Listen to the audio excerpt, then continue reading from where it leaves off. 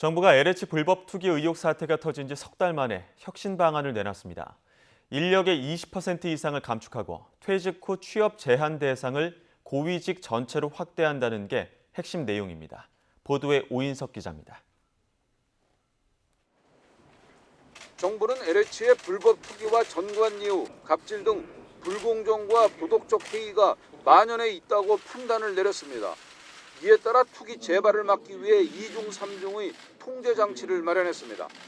LH 전 직원은 부동산 등 모든 재산을 등록하고 실사용 목적의 토지 취득이 원칙적으로 금지됩니다. 신도시 등 사업지구를 지정할 때 지구내 토지 소유자와 LH 임직원의 토지 보유를 대조해 투기가 의심되면 수사 의뢰하도록 했습니다. LH 직원의 토지는 사업지구에 포함되더라도 대토 보상이나 협의 양도인 택지를 제공하지 않도록 하여 부동산 투기로 인한 이익을 얻지 못하게 하겠습니다. 전관 예우와 갑질 등 고질적 병폐도 막기로 했습니다. 퇴직 후 취업 제한 대상이 고위직 500명대로 대폭 확대되고 퇴직자가 창업이나 취업한 기업과는 퇴직일로부터 5년간 수의 계약이 금지됩니다. 임대주택 매입 시 LH 직원과 친척 등의 주택은 매입 대상에서 원천 배제되고 SNS 댓글 등 사회적 물의를 일으킨 일탈 행위도 문책됩니다. 방만한 예산 운용도 개선됩니다.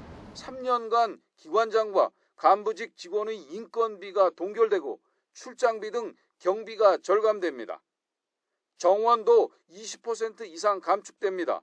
1단계로 상위 관리직과 기능 축소 등으로 1,000명이, 2단계로 지방조직 1,000명이 각각 줄어듭니다. 이번 사태의 원인이 된 공공택지 입지 조사 업무는 LH로부터 환수하여 국토부가 직접 수행하겠습니다. 현재 본사조직 9본부 체제를 6본부 규모로 감축하겠습니다.